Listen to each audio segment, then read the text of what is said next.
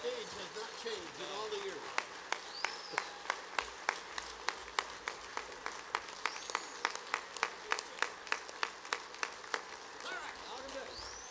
Thank you, thank you.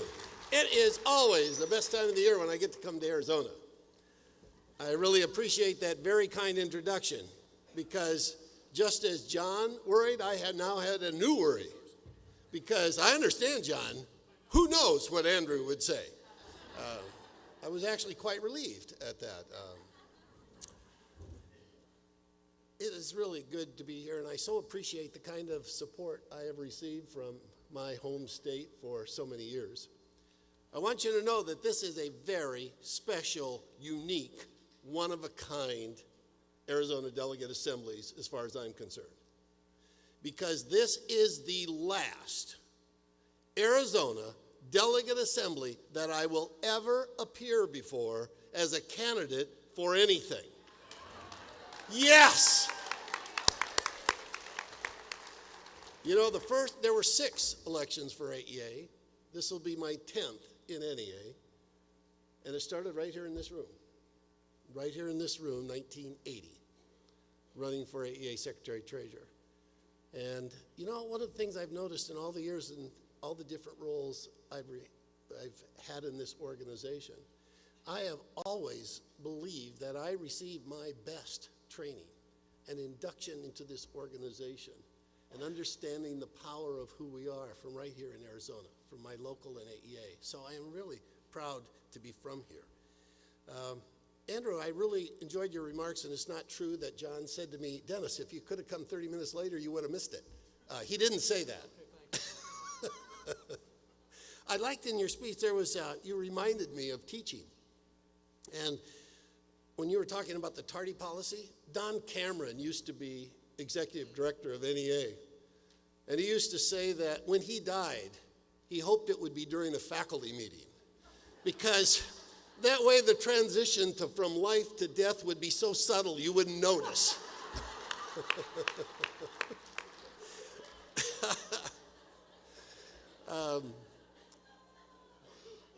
Andrew's remarks were very powerful when he talked about this is your AEA. It is who you are. It reminded me of something Phil Jackson wrote in the book Sacred Hoops. He said the power of the power of the wolf is in the pack, and the power of the pack is in the wolf. And I thought he was saying exactly what Andrew was saying, is that our power comes from us as individuals, and our power comes as an organization because we're all together. It's a very inspiring remark. Also to Joe and Nydia and to my PV crowd, it's good to see you here. By the way, as I was thinking about all those elections, I looked up and I see at least one person or more who's been here for every single one of those. Wow. They're old like me. Well, I have to tell you a story. You know, when I first started in this organization, the staff that I worked with, they were older than me. But then there was a point in my career where that changed. And suddenly, I was older than staff. Then I started working at NEA as Secretary-Treasurer. And one day I was in this meeting with a couple staff people, and Andrea said something. I said, wait a minute. What year did you graduate from high school? And she said, why? I said, I'm just curious. What year did you graduate from high school? And she told me, and I said, oh, shit. I said, you're younger than both my children. But this fall was the worst. I'm sitting in this meeting. There's a young NEA staff person doing a presentation, and he ended it with, today is a really special day. It's my mom's 60th birthday. I go, oh my God, I'm older than their parents. So, you know, there's just, yeah. Also to my NEA colleagues, gosh, there's so many from Arizona, John and Linda and Janie and Annie. And of course, Barbara serving as her last year of NEA retired. Somebody said to me, it was a couple years back when John was president of NCSCA, and they go, what is this, the Arizona Mafia? taken over the NEA? I said, no, yeah, why not? One of my favorite things is when people ask me for the title of my speech, like 2 months in advance, like I already know, I always give them the same answer. It's my favorite title. It's my favorite because I made it up. And I always say the title of my speech will be, In a World of Paradigms, Shift Happens. And I found, number one, you can almost make any speech using that as the title. So it doesn't matter what I just say, I'm thinking, months later. But I also like it because this concept of paradigm, although sometimes overused and misused, is a very powerful concept.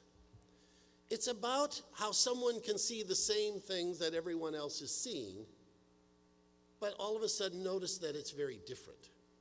And in the field of science, most real discoveries came from when someone just had a shift. They saw the world differently. In my own experience, I had a very powerful demonstration of that. One year in my class, it was a geometry class. I remember it was the third row over, last seat. And there was this young girl, and she was very quiet. Did not engage in class, about C work. And I kind of had a picture of her in my mind, not a real motivated student, not a discipline problem in any sense of the word. And then about 5 weeks into the year, all of my students had to establish a goal, not what you want, because I know you want an A. I need to know your goal of what you have to have in order to be okay in here. Like maybe it's a C because your parents won't let you drive. But it's that what you really have to be okay with yourself.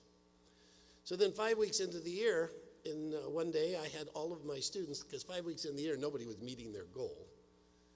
And so I had them write me a letter. First paragraph, the letter, Dear Mr. Van Roekel, first paragraph, 3 things that I think I should do that would help me reach my goal are, second paragraph, 3 things I'd like Mr. V to do that I think would help me reach my goal. And just kind of at the last minute, I added a third paragraph. I said, oh yeah, one more paragraph. The third paragraph should be 2 things that Mr. V does not know about me, but should are.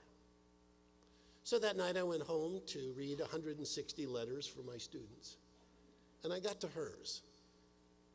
And that last paragraph, she said, one thing that Mr. V needs to know about me is that although I know how important school is, my dad died 2 weeks before school started, and it's real hard to feel that right now.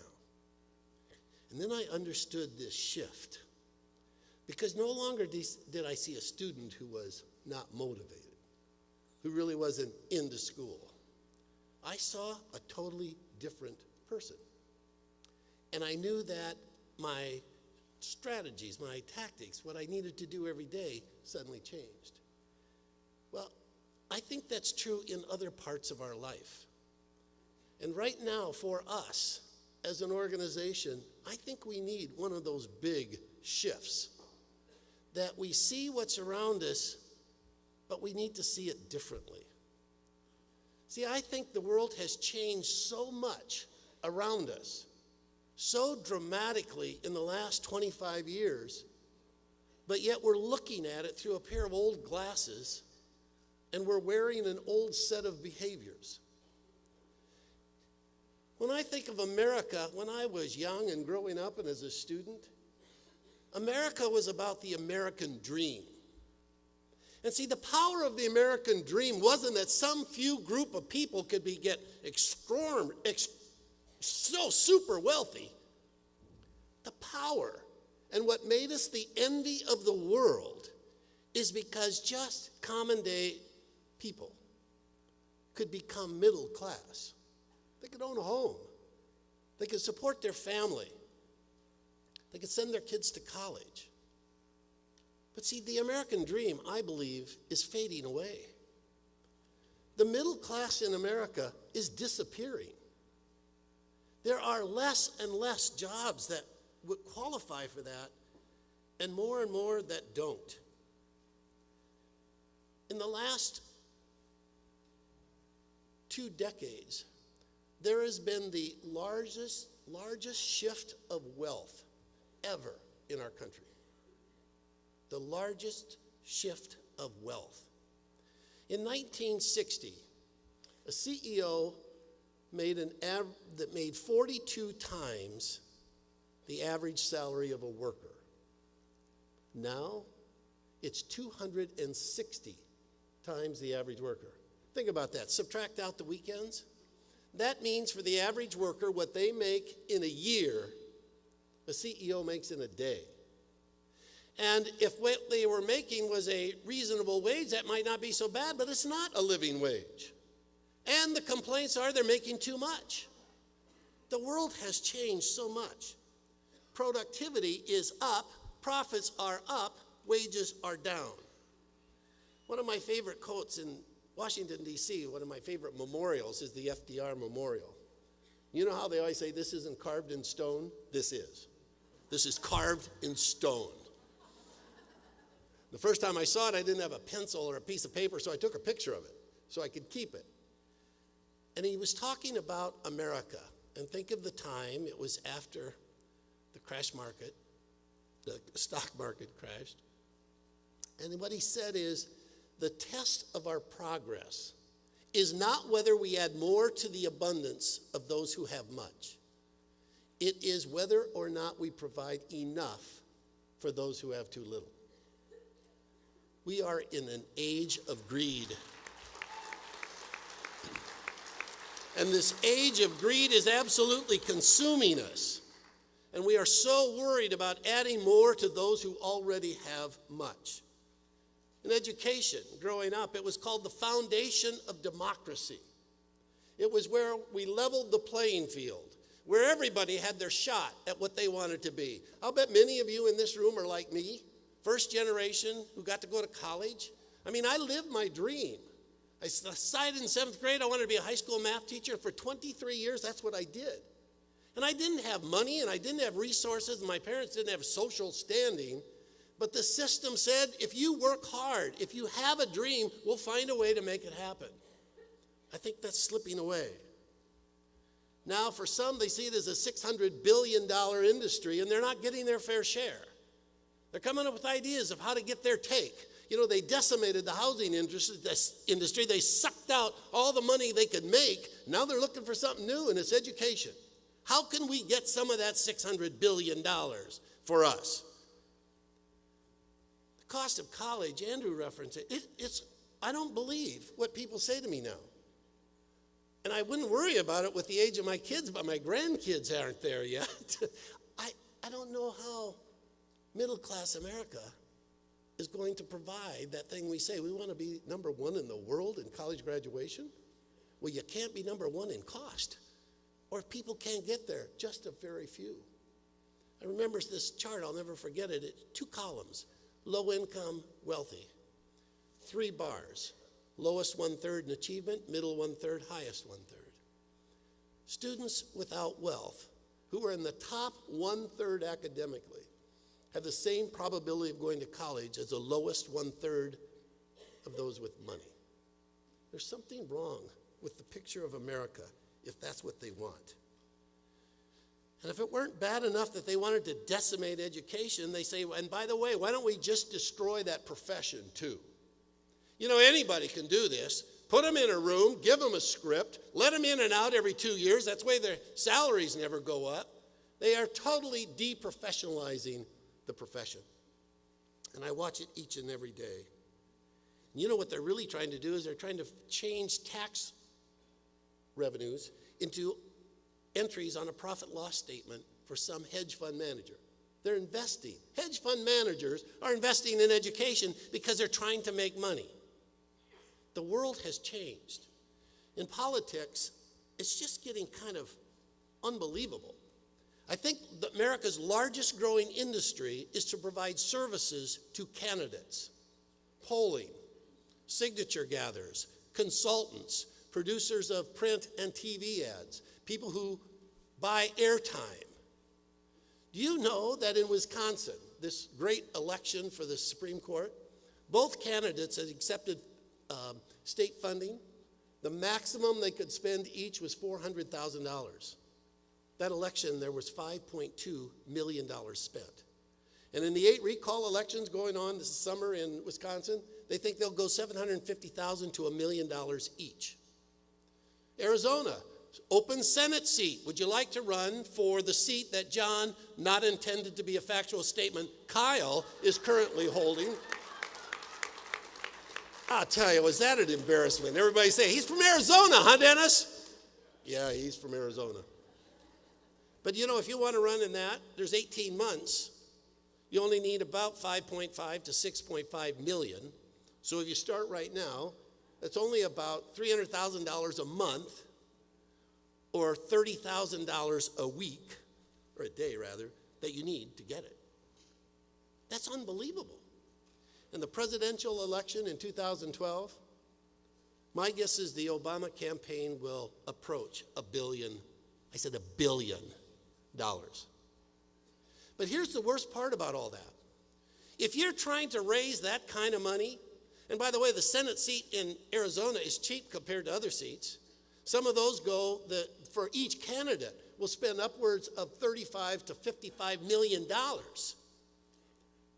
So where do you go when you need that kind of money? You go to a very small group of people who have a lot of money, and they give it out. The Koch brothers, they played all over the country. They don't play in all the races, just certain ones, like the governor's race in Wisconsin, or this House seat. I mean, when you talk about billions and billions of dollars, you can play a lot of places and you can make a difference. And it scares me to wonder, how do we play when there's no way we can match that dollar for dollar? And then there's the whole thing, and then the House budget that passed. This group of people who have so much money, they helped elect a whole lot of those people. And what they're asking for are lower taxes, less restrictions, and less regulations. So they continue to do whatever they want to do because free enterprise, unfettered, will save the world. It'll pollute the water and the air, but there will be extremely wealthy people. And in the House version of the budget that passed, corporate taxes will go to the lowest level since 1931. And Andrew, I don't understand the math either. I don't know how you can decrease revenue and then try and cut your way to prosperity. It doesn't work. But then when it comes to unions, this isn't something new. Unions really got their bump, their rise under FDR and the New Deal. It's when the federal government said you have a right to have a union. By the way, that's a human right that all the nations of the world signed on to, that employees ought to have a right to organize and be in a union. There has been a steady drum-beating attack on unions since the mid-50s. The highest percentage of American workers in the union peaked in about 1954. And in the private sector, it's down below 10%. See, for a long time, it was okay for the non-union because as long as there's about 30% unionized, they get all the benefits. Because in order to compete, those non-union places have to keep the salaries up.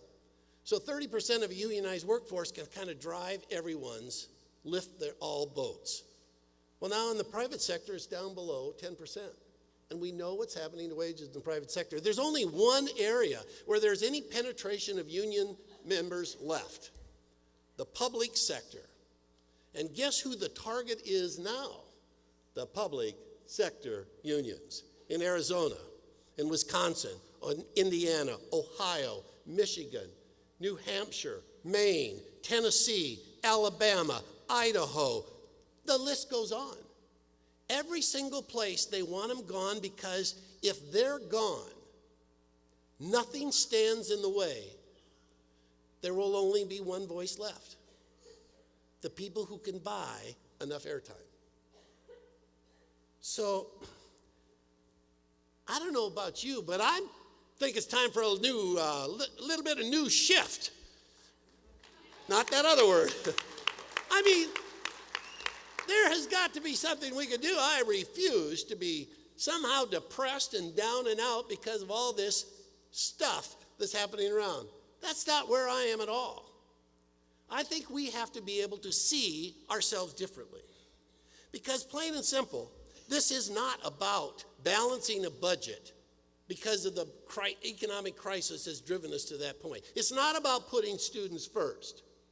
What plain and simple is an absolute assault on middle-class America and on unions. And they want to shut that voice down, and they want to eliminate unions, and then the only voice heard will be of the apostles of greed who simply stand up everywhere. Now, I don't know about you, but I just don't think that's the way it ought to be. And in my way of thinking, there are times in your life when there are just do or die moments. There are times in your life when you just cannot sit on the sidelines, that there's something inside you that says, I have to do something. Let me ask you, are you willing just to sit by and let this happen? Are you? Are you willing to allow them to silence your voice? I'm so glad you said that, because the rest of this speech wouldn't have made much sense. Seriously, I'm so glad you feel that inside. Because, see, that's what we have to feel. One of the things that's so difficult right now is that accepting the fact that it won't just happen because we want it, and it won't be easy. It will not be easy. The people who are controlling the direction we're going now do not want to give up that control. But that's what movements are about. And I chose that word purposefully. See, a movement is different. A movement is something that just happens because of what's inside people. Maybe they've just got fed up. Maybe they've seen enough. Maybe there's something that stirred and said, this can't be in my country, in my state, in my school district. I have to do something.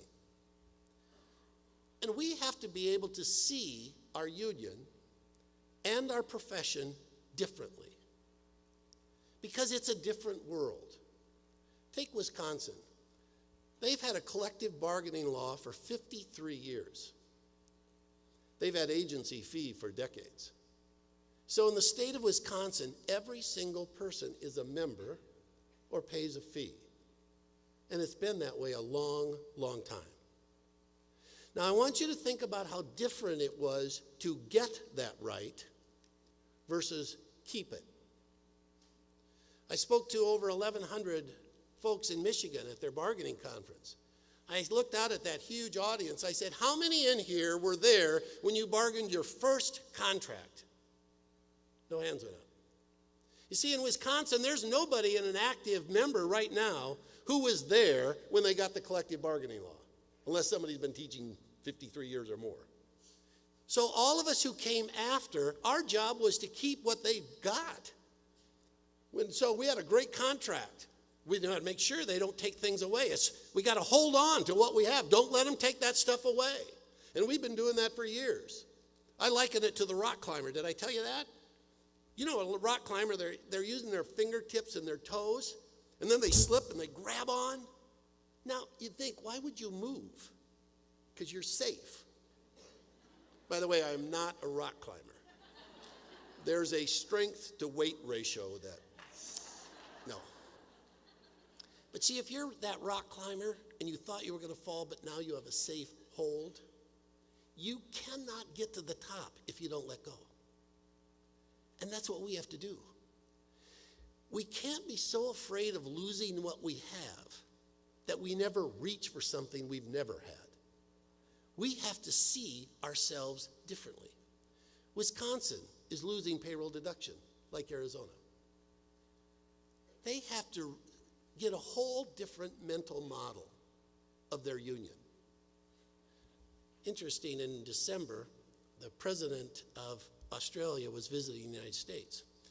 And Angela was in D.C. when Alabama was the first state who talked about taking away payroll deduction. And he said in one of the provinces in Australia, they did that to them in the 80s. They took away payroll deduction, so they had to find a new way. They had to go to electronic funds transfer something. I don't know what they did. And Now that union has about 94% membership. And he said they will never, ever take payroll deduction again. They will never, ever give that kind of power to anyone over their union. See, that's a different mental model. It isn't your lifeblood to be able to have payroll deduction. It's just a means. And what they're saying is we're not giving that legislature power over us. We'll find a way to get our money the right way, any other way, but not through you. Think of the power you have when you see the world that way. And by the way, in Alabama, we have 100,000 members in Alabama. And really, they kept payroll deduction, but they said if you have payroll deduction, you can't advocate for money for education, for smaller class size, so you don't want to keep payroll deduction under those. 100,000 members. In about 3 to 4 weeks, they totally revamped and created a new system to collect dues. The first 3 weeks in the field, the first week, they signed up 29,000 people. They said they were standing in line, waiting to do that because they said they will not silence our voice. But what it takes is you have to go to every single person. 100,000 people. They've already re-signed close to 85,000 right now. And it's because they know where the real power is. In them. In that organization. And see, the other part about when they got those things, how many people in this room, retired, you can't raise your hand? How many active members in here have been on strike? Less than 10? Maybe 15? Now, that's not a badge of courage. It's not good or bad. It's just a reality. Let me tell you, you don't win a strike without the support of the community and without 70 to 80% of your members. But you can keep a good organization running with way less than that. You can have a good leadership team, good bargaining and grievance team, and you can keep it going because you just make sure they honor the contract. See, that's the difference between creating something and holding on. Now, it doesn't mean those of us who came later didn't do our fair share. It just means we were at a different time, and I'm telling you right now, the time is changing. We no longer can see our job and our union as to hold on to what somebody else got or what we've had for years. We need to look at it differently. We need to be able to go back to the idea that you can touch every single person in your local association, face to face, not social media. You've got to build relationships. They have to believe that you're in this together. You don't do that by receiving emails. It's about people talking to each other. You have to build that connection. Then you can use all those tools. But think of all the movements. The civil rights movement. For those of us of my age, when we remember the demonstrations against the Vietnam War, or the movement to end apartheid in South Africa, or the rally in Wisconsin when there were 100,000 people there. They don't tell 100,000 people what to do. They just say we're having a rally and they show up. Nobody told them on which order to march. It's all inside. They know what to do in a movement. They cared. They were angry. They were upset, and they couldn't believe that the governor would do that and that state legislature would do that. We have to create that feeling in our union. And we have to do it in our profession. I don't know about you, but I am so sick and tired of what they say about us. That we receive all the blame and we have no power to change any of it. I'm sick and tired of the disrespect where they say anybody can teach because, in first grade, the math problems are really easy and so are the spelling words. What an insult. And the disrespect they show our education support professionals, they couldn't last a day in your shoes. And yet they stand there and spout off about us. And I'll tell you, in the last 6 months, every interview, I've done so many interviews on due process and firing teachers. At some point, I always turn that conversation. And I say, doesn't it make you wonder about the system we have in the United States? 47% of all teachers hired leave in the first 5 years. And to listen to these critics, our biggest problem is it's too hard to fire all the mistakes we hired already. Now, I think there's something fundamentally wrong there. Why in the world would you hire all these people who have no qualifications, test the crap out of their students, and if you're really horrible, it will make it easy to fire? How about instead creating a system that no one is allowed in a classroom with 35 or more students who is not qualified, licensed, and certified? Why would you do that? I was at this forum and they had someone, the Minister of Education from Singapore, from Finland, and from Ontario, Canada. And of course, this was at the height of the debate about firing teachers. And they asked the guy from Finland, what do you do about incompetent teachers? And he looked at me and said, we don't have any. And the audience did what you did, because that's not what they expected. And he didn't expect it. So he was looking at this audience like, why did they chuckle? And he said, no, I'm serious. He said, well, I guess you could turn into an alcoholic and we'd have to fire you. He said, but we don't let you in if you're incompetent. Oh, my. What a different vision that is. And you don't bring people in for 2 years and then have them leave. Not when they just start to learn their trade. So we need to be part of that. We need to build that system that starts with the recruitment and the training, that has to do with the professional development that every single person, you ought to learn every year. In Ontario, Canada, they evaluate teachers once every 5 years. But every teacher has to have a learning plan each and every year. Notice the difference in the focus. You know, in Arizona statute, unless they've changed it, it says the purpose of teacher evaluation is for the improvement of instruction.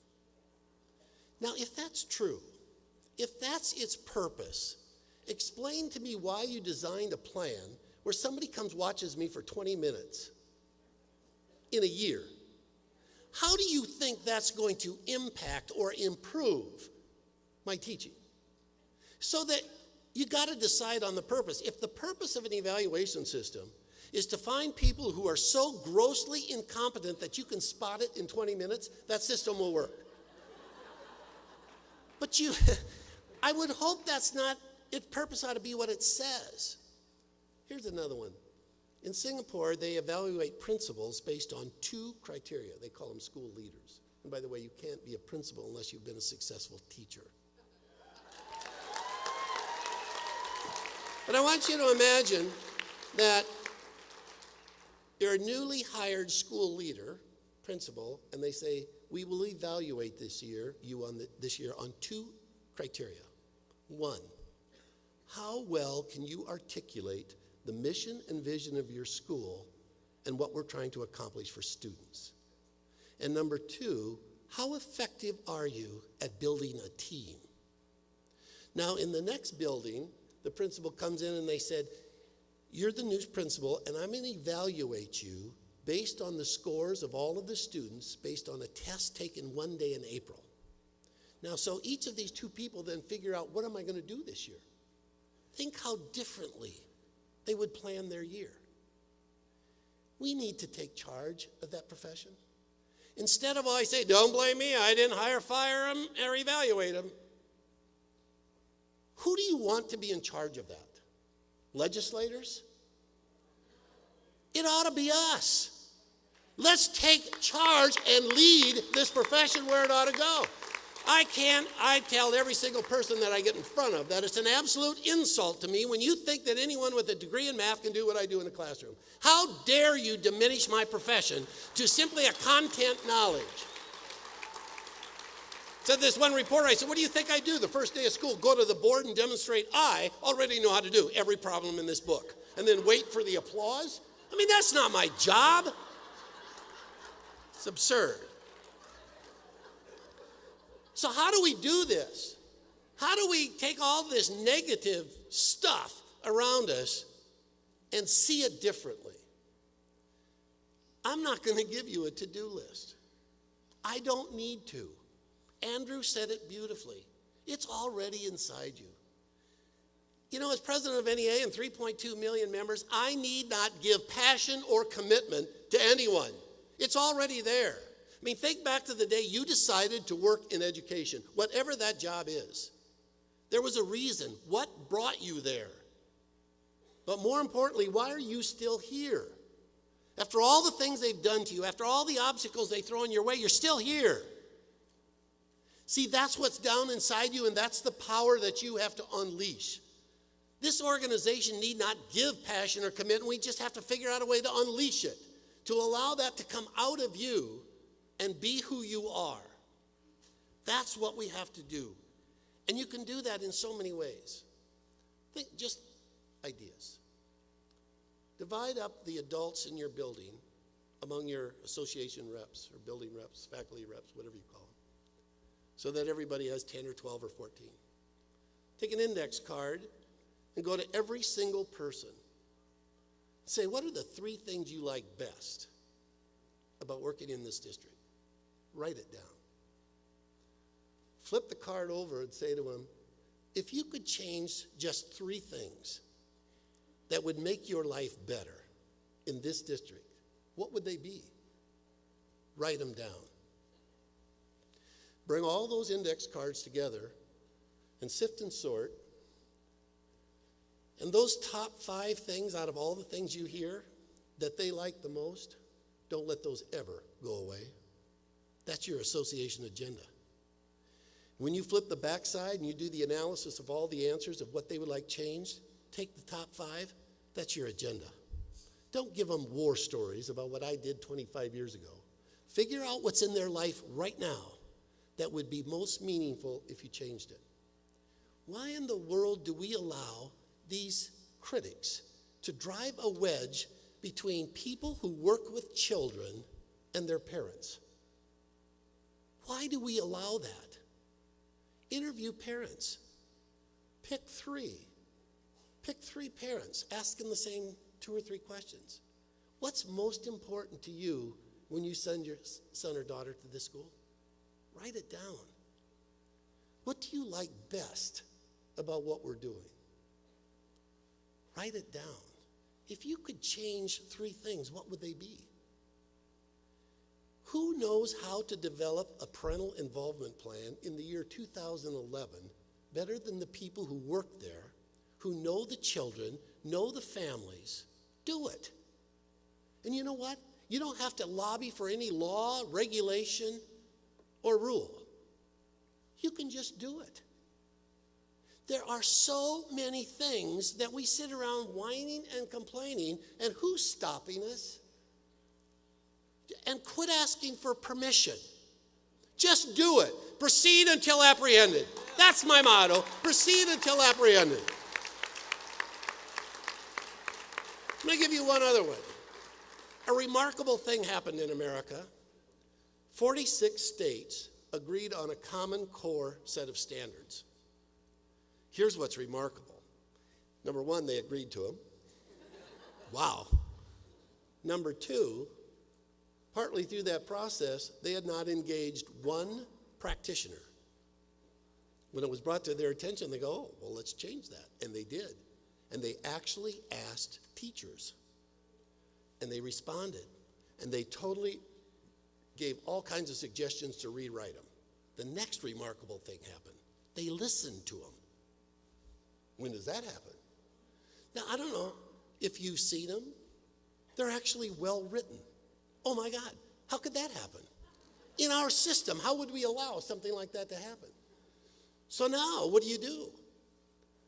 Teacher called the NEA the other day, and she was so frustrated. She said, I don't know what to do. I love these new standards. I know what I can do in my class so my kids can learn those, but they're going to evaluate us on a test and pay us on a test, and that test isn't set for those standards. What's she supposed to do? That's absurdity. But see, we ought to be talking about that with parents. Have you shared those with the parents?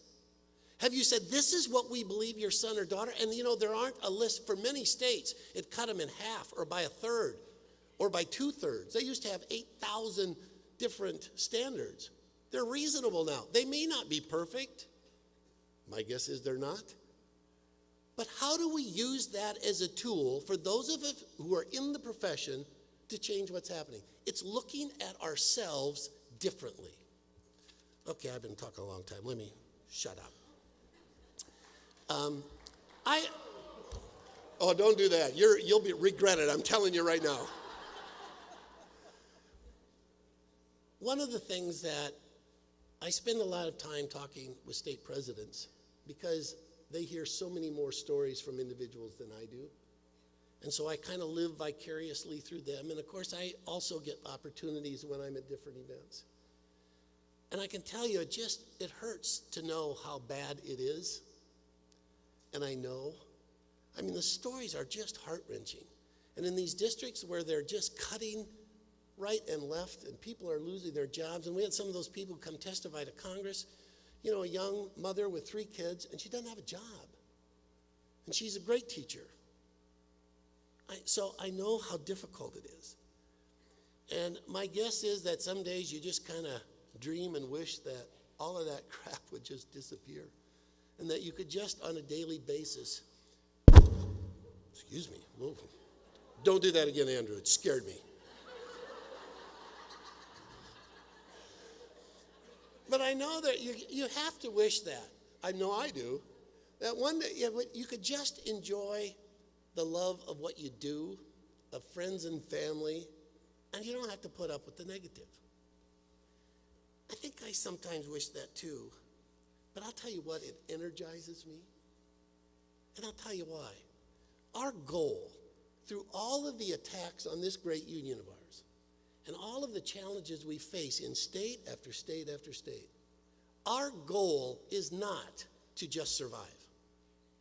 That is way too low. I mean, why in the world would I say my goal is to just survive? Who would be satisfied with that? And not me. I think, see, what I see us 3 years from now, because there'll be another election in there, 3 years from now, this organization is going to be larger than we've ever been. We'll be collecting dues a lot differently, but we're going to be stronger than we've ever been. We're going to be better organized. We're going to know how to mobilize 3.2 million people. Did you hear what I said? We're going to learn how to mobilize 3.2 million people. See, it's really great for me to stand up and say I'm president of the largest labor union in America. But if we can't get people to do things, if they don't feel what's inside them, that the organization is their outlet to do that, it really doesn't make a difference how many members you have.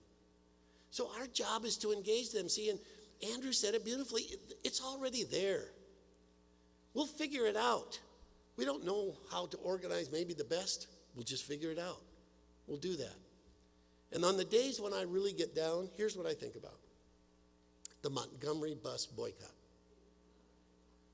This is so inspirational to me. Now, see, there was a lot of really incredible things that happened that started that. And it had incredible leaders. Rosa Parks and Martin Luther King Jr. But see, what pulled that off? It was the people. It was the people. And you know, in that, after about 2 weeks, the city was willing to give concessions, and some of the leaders said, hey, we got some real progress here. We ought to take this. The people said, no. No. And for 381 days, more than a year, no one got on a bus.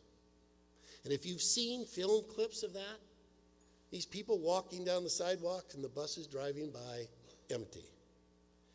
They were going up against something that had been there forever.